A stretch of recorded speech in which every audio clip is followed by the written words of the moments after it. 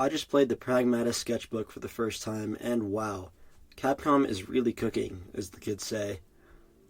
When I first started seeing the trailers for this game all the way back in 2020, I was already really hyped. But now that I've played with the combat, I've got to see the amazing visuals, and got some sneak peeks of the story for the first time, I think I can confidently say that Capcom is not going to miss with this one. But the weird part isn't just how good it looks, it's what this demo might be hinting at with the fate of humanity.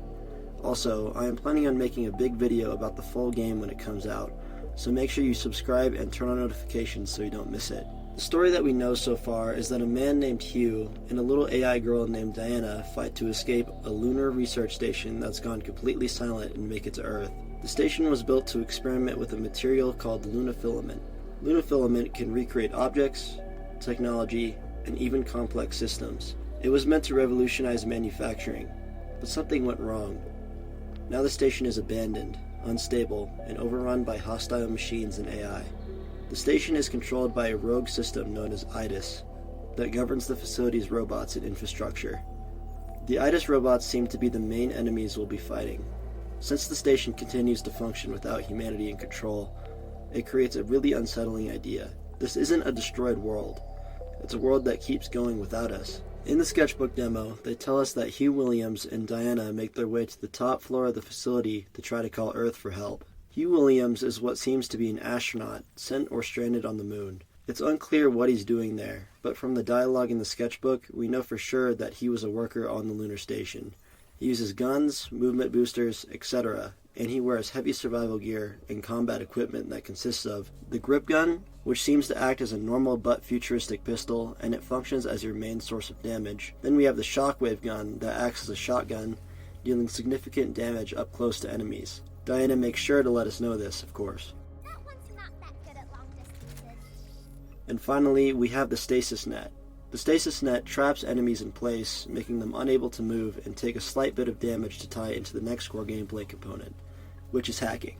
On to the part that is going to make this game an awesome father simulator, we have Diana, who is Hugh's mysterious childlike companion. She has hacking abilities that help Hugh defeat enemies by breaking into their systems, allowing him to deal a bunch of damage.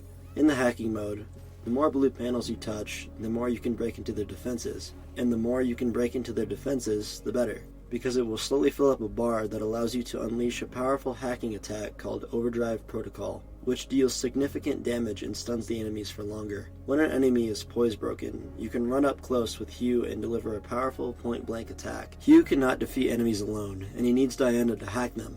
And the more you play, the more it feels like Diana isn't just helping you, she's the only reason you're even alive, which kind of flips the usual dynamic.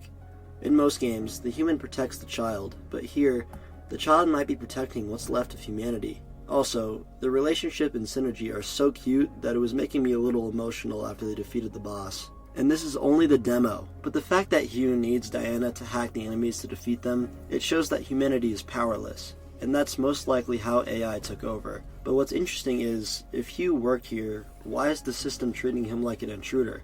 It makes you wonder if something's changed, or if Hugh isn't supposed to be here anymore. The communication with Earth also seems to be non-existent or broken, and it's unclear whether Earth is still intact, abandoned, or unreachable due to system-wide attacks. From what we've seen, it kind of builds a feeling that humanity might just be gone, and AI took over. The demo never directly tells you what happened, which almost makes it worse, because silence from Earth doesn't feel like a technical issue.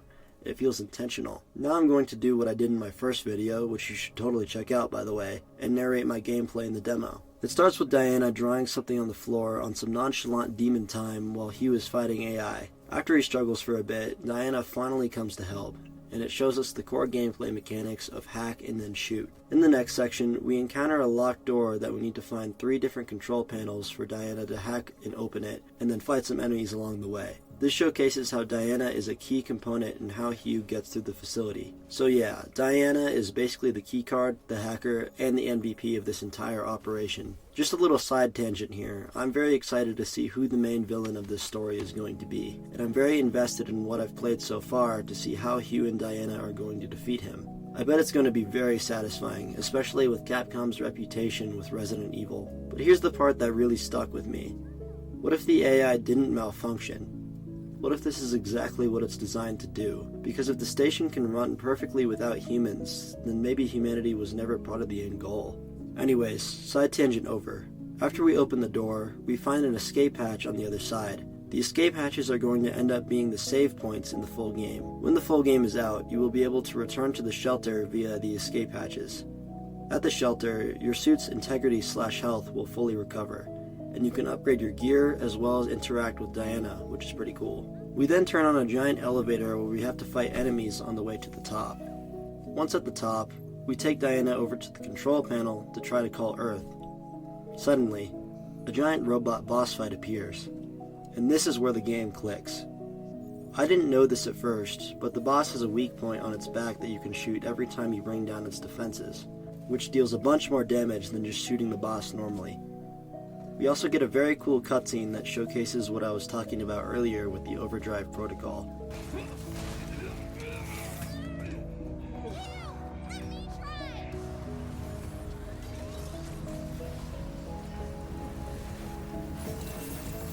Overdrive protocol initiated. Next, we get a little tutorial on the point-blank poise break attack you can hit with Hughes. After the two defeat the boss, they share a cute moment where Hughes teaches Diana what a high five is. This is how we say good job.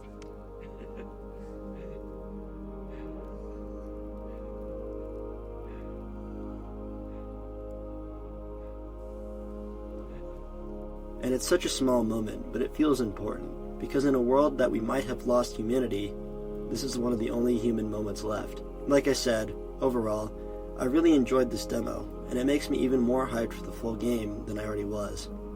If this demo is anything to go by, Pragmata isn't just trying to be a cool sci-fi shooter, it's trying to say something about humanity, about AI, and about what happens when the things we create don't need us anymore. If you stayed until the end, please consider subscribing and checking out some of my other videos, because it would mean a lot. My goal is to get at least 1,000 views on one of my video essays. I will see you guys for the video about the full Pragmata game soon. Bye-bye!